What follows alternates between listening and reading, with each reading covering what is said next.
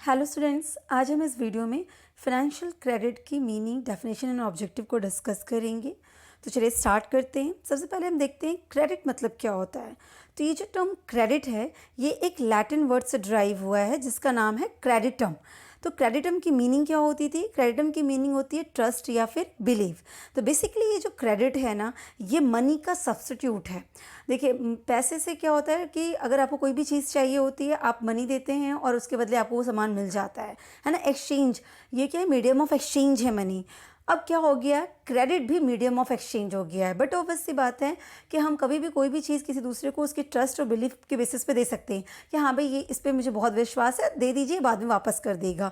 तो इसी ट्रस्ट और बिलीफ से जो वर्ड आया क्रेडिटम, उसी से ये क्रेडिट बना, राइट। तो कहीं ना कहीं जो भी एक्सचेंज होंगे वो सिर्फ इस वजह से हो पा रहे हैं क्योंकि एक दूसरे के बीच में विश्वास है ना, बिलीव है।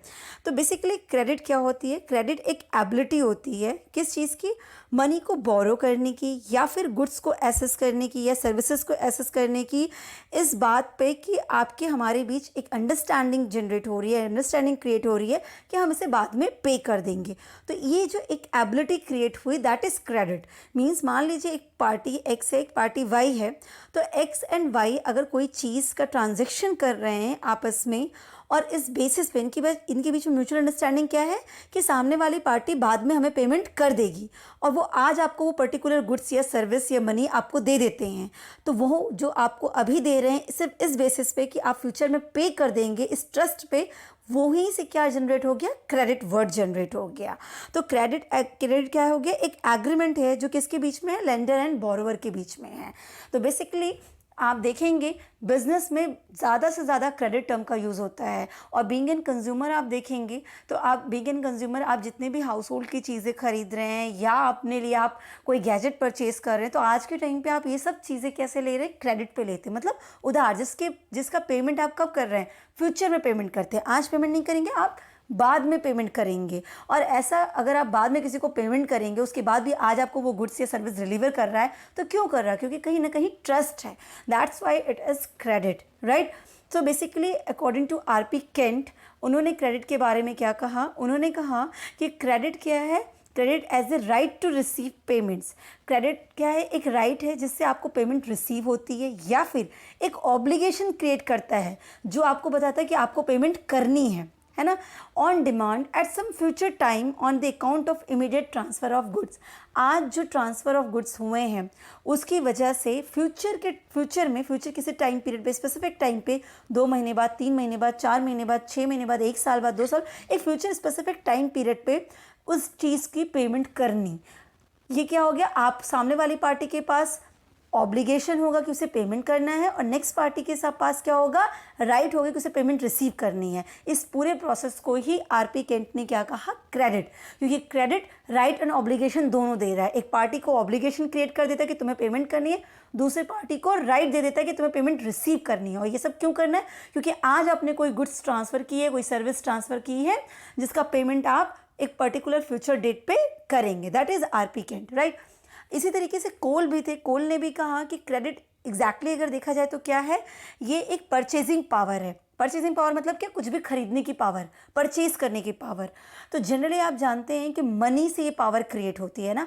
आपके पास अगर रुपए हैं, रुपए का मतलब क्या हो गया? जो लीगल टेंडर है। मतलब अभी आपकी कंट्री में क्या चल रहा है? रुपीज़ चलते हैं, क्योंकि आपकी गवर्नमेंट ने इसे वैलिड कह रखा है कि हाँ भाई, इस नेशनल बाउंड्रीज के अंदर ये एक्सेप्टेबल मोड में है, तो वो रुपए आपके लिए है, सही है, लीगल है। तो बेसिकली क्या है? उस रुपए को देख के आप कोई भी चीज़ एक्सचेंज कर सकते हैं। तो उन्होंने क्या कहा कि मनी के पास क्या है? Purchasing power. वो जो चाहे परचेज कर सकती है सिर्फ मनी के ऑप्शंस पे। मतलब मनी आप दे के कुछ भी परचेज कर सकते हैं। तो बेसिकली सेम उसी तरीके से जो क्रेडिट है, वो क्रेडिट क्या है? क्रेडिट भी एक तरीके से परचेजिंग पावर है ना। ये भी परचेजिंग पावर है कि आप जो चाहे वो खरीद सकते हैं, पर कैसे? उधार, क्रेडिट के थ्रू, ट्रस्ट के थ्रू। लेकिन यहाँ पे क्या है? ये जो क्रेडिट ड्राइव हुई है ना, वो आपकी इनकम की वजह से ड्राइव नहीं होती है। मतलब मनी क्या है? मनी, आपके पास पैसे हैं, आपके पास इनकम है, आप इतना कमाते हो तो आप जाके खरीद पा रहे हो, आपके पास पैसे, आप खरीद पा रहे हो। लेकिन ये जो क्रेडिट क्रिएट हुआ ना, ये आपकी इनकम ने परचेजिंग पावर क्रिएट नहीं की आपके लिए। ये परचेजिंग पावर क्रिएट किसने की है? एक फाइनेंशियल इंस्टीट्यूशन ने। अब फाइनेंशियल इंस्टीट्यूशन बैंक भी हो सकती है, कोई अदर ऑर्गेनाइजेशन भी हो सकती है, है ना। तो फाइनेंशियल इंस्टीट्यूशंस ने आपको purchasing power the in form of credit. So credit एक क्या है, परचेजिंग पावर, आप जो चाहो खरीद सकते हो, और किस बात पे कि फ्यूचर में आप पेमेंट करोगे। तो अब अगर हम देखें कि फाइनेंशियल क्रेडिट क्या होता है, तो फाइनेंशियल क्रेडिट मींस एक इंस्ट्रूमेंट ऑफ क्रेडिट, मतलब उधार का एक इंस्ट्रूमेंट, है ना। फाइनेंशियल क्रेडिट क्या होगा, इंस्ट्रूमेंट जो आप जिसे आप देख सकते हैं, bill of exchange, treasury bills, commercial paper, certificate of deposit, ये सब क्या है, एक इंस्ट्रूमेंट्स हैं। तो फाइनेंशियल क्रेडिट बेसिकली एक इंस्ट्रूमेंट ऑफ क्रेडिट है जो यूज़ किया जाता है डायरेक्टली या इनडायरेक्टली किस चीज़ के लिए, to cover a default in payment of any financial contractual obligation of the organisation.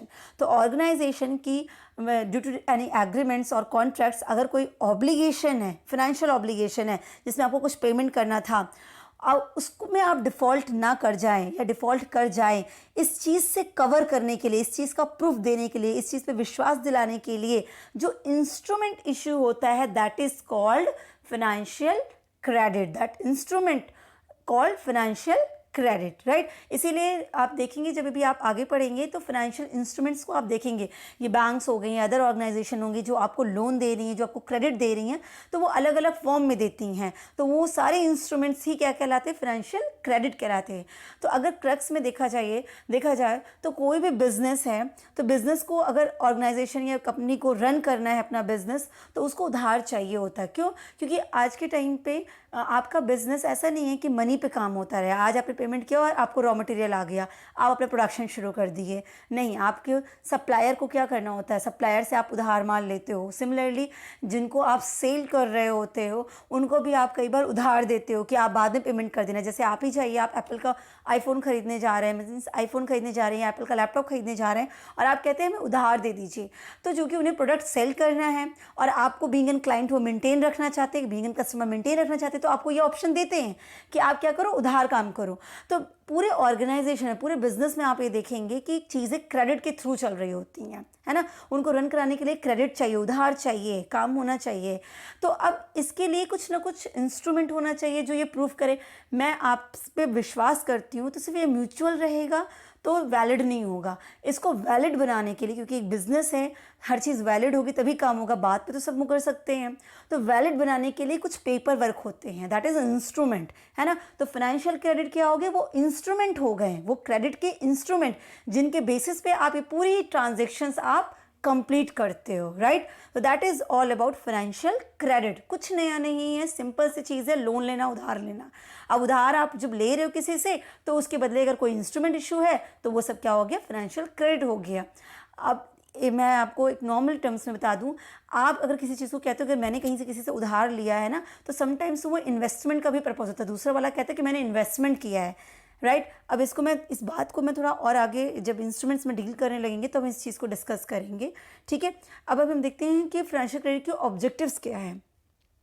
तो अब देखिए, आपको फाइनेंशियल क्रेडिट की अगर आप मीनिंग समझ गए तो ऑब्जेक्टिव्स आप बहुत इजीली समझ सकते हैं कि ये क्या है। पूरा फाइनेंशियल क्रेडिट जो है बेसिकली रिलेशनशिप पे है, क्योंकि बिजनेस रिलेशनशिप पे है, ट्रस्ट रिलेशनशिप। अगर ये बिल्ड नहीं होगी तो बिजनेस स्मूथली रन नहीं करती। आपका सप्लायर पे बिजनेस नहीं, सप्लायर पे ट्रस्ट नहीं है, सप्लायर को आप पे ट्रस्ट नहीं है, कस्टमर को आप पे ट्रस्ट नहीं है, आप कस्टमर्स पे ट्रस्ट नहीं कर रहे हैं, तो अगर आप कोई रिलेशनशिप बिल्ड कर ही नहीं सकते हैं। और अगर आप ऐसा नहीं कर पाएंगे तो बिजनेस का रन कर पाना पॉसिबल नहीं है।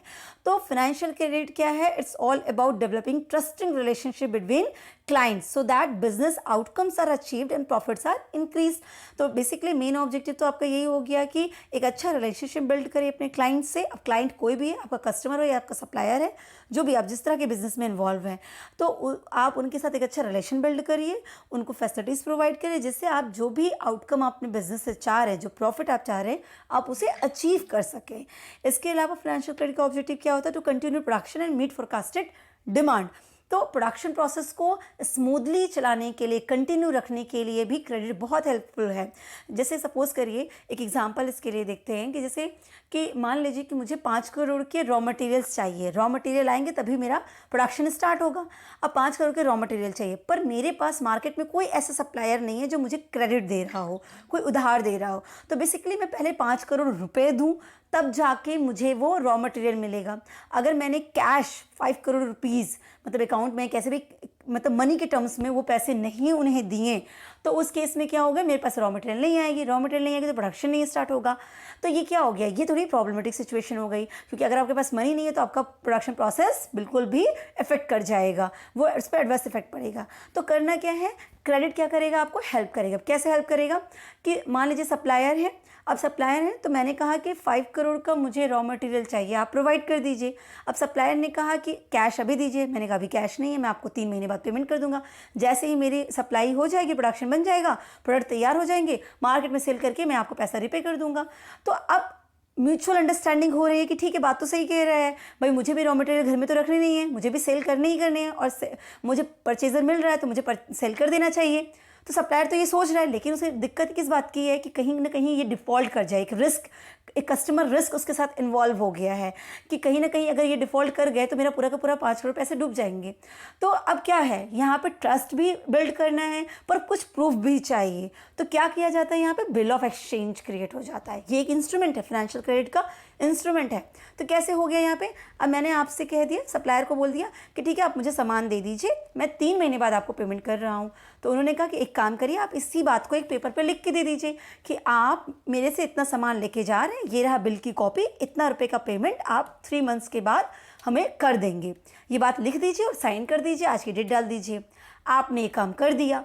अब ये क्या हो गया, ये बिल मेरे पास आ गया, मतलब ये जो पेपर मेरे पास भी आ गया, मैंने भी साइन वाइन कर दिया, सब एक्सेप्टेंस वगैरह हो गया, उसने लिख के दिया, आपने साइन कर दिया, भाई आपको पेमेंट करना, आप एग्री करते हैं, हाँ हाँ आपने सही लिखा है कि 3 महीने बाद मैं पेमेंट कर दूंगा और मैं एग्री करता हूँ इस बात पे, आपने साइन वाइन कर दिया, वापस कर दिया आपने अपने सप्लायर को कि ले लीजिए आप ये पेपर मेरा रखे रहिए आप। 3 महीने बाद वो क्या करेगा, आपको वो पेपर दिखाएगा और आपसे पेमेंट रिसीव कर लेगा। तो 3 महीने की जो क्रेडिट हुई ना, 3 महीने बाद जो पेमेंट होगा वो क्रेडिट इन्वॉल्व हुई और उसका प्रूफ क्या बन गया, आपका बिल ऑफ एक्सचेंज बन गया। और क्या हो गया, आपके पास रॉ मटेरियल पहुंच गया, प्रोडक्शन प्रोसेस बिल्कुल स्मूथली चल गया। तो फाइनेंशियल क्रेडिट क्या होता है, फाइनेंशियल क्रेडिट की वजह से प्रोडक्शन क्या होता है, कंटिन्यू होता है, कोई एडवर्स इफेक्ट नहीं पड़ता है। और साथ ही आप जो भी डिमांड फोरकास्ट कर रहे हो कि आने वाले टाइम पे इतनी की डिमांड होगी, इतनी की डिमांड होगी, हमें इतने के लिए प्रोडक्शन तैयार करना है, प्रोडक्शन प्रोसेस कम करना है, या इतना प्रोडक्ट रेडी करना है, इसके लिए इतना रॉ मटेरियल चाहिए, आप उसके लिए क्रेडिट के बेसिस पे सारा वर्क अच्छे से कर सकते हैं। तो ये फाइनेंशियल क्रेडिट का ऑब्जेक्टिव है, जिसकी वजह से ये टर्म्स आए हैं, टू प्रमोट फॉरेन ट्रेड। अच्छा, फाइनेंशियल क्रेडिट का ऑब्जेक्टिव क्या है, फाइनेंशियल क्रेडिट आपको फॉरेन ट्रेड को भी प्रमोट करता है। बेसिकली वो सारे ट्रेड को प्रमोट करता है, जिसमें फॉरेन ट्रेड भी एक इम्पॉर्टेंट है। फॉरेन ट्रेड को कैसे प्रमोट करता है, देखिए फॉरेन ट्रेड का मतलब समझिएगा। अब देखिए डिफ़ॉल्ट भी बहुत सारे होते हैं और बहुत सारे केसेस भी आपको फ्रॉड के निकल के आते हैं इसी फॉरेन ट्रेड में ही, लेकिन फिर भी ये क्रेडिट और ये इंस्ट्रूमेंट्स अभी भी चल रहे होते हैं। ठीक है, अब जैसे समझते हैं इस चीज़ को, लाइक मान लीजिए कंपनी ए है, कंपनी ए को जो बिज़नेस करना है वो यूएस में बिज़नेस करना है, एक्सपोर्ट इंपोर्ट का बिज़नेस है और उन्हें यूएस से बिज़नेस करना है।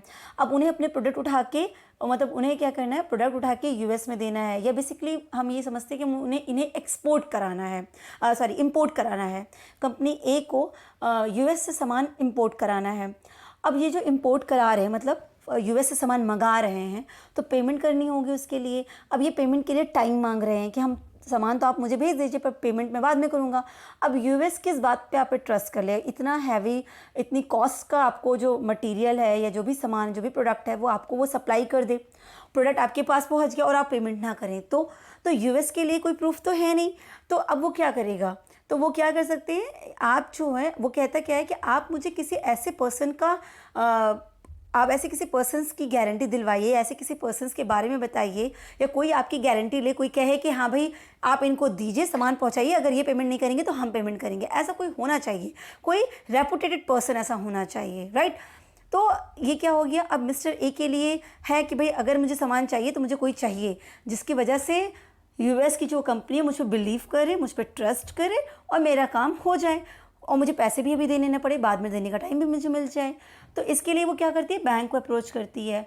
बैंक क्या करती है, बिल्स इशू करती है, जैसे आपका बिल्स ऑफ क्रेडिट हो गया और लेटर ऑफ क्रेडिट हो गया, बीजी हो गया, बैंक गारंटी हो गया, ये सब चीज़ें जो हैं बैंकों की तरह इशू की जाती है अपने कस्टमर्स को। राइट। तो ये क्या हो गया, इन्होंने ये इशू कर दिया, एलसी इशू कर दी, मान लेटर ऑफ क्रेडिट इशू कर दिया यूएस को कि ठीक है हम इशू कर रहे हैं, आप इन्हें क्रेडिट दीजिए, हमारे बहुत रेनाउंड कस्टमर है, इनका अच्छा बैकग्राउंड है, अच्छी चीज़ें हैं, आप इनको सामान पहुंचा सकते हैं। तो ये लेटर ऑफ क्रेडिट उन्होंने अपने पास रख लिया और रखने के बाद आपको जो है सामान भिजवा दिया। तो आपके लिए फॉरेन ट्रेड क्या हो गया, ईजी हो गया। तो इस क्रेडिट की वजह से ये इंस्ट्रूमेंट्स हैं फाइनेंशियल क्रेडिट, तो इसकी वजह से क्या होता है कि बिज़नेस बहुत स्मूथली रन करता है, फॉरेन ट्रेड प्रमोट होता है।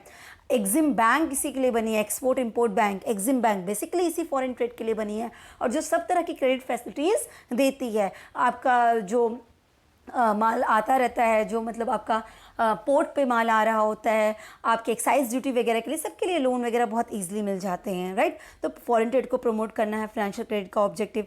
कस्टमर रिस्क से सेफगार्ड करना, आपको उस जो रिस्क है, डिफ़ॉल्ट करने का रिस्क है, उससे बचाना, वो उससे आपको फाइनेंशियल क्रेडिट बचाता है। अब कैसे बचाता है, जैसे मैंने अभी थोड़ी देर पहले आपको जितने भी 2-3 एग्जाम्पल दिए वो सब इसी के एग्जाम्पल दिए कि कैसे कस्टमर रिस्क से आपको ये इंस्ट्रूमेंट्स बचा रहे हैं, राइट।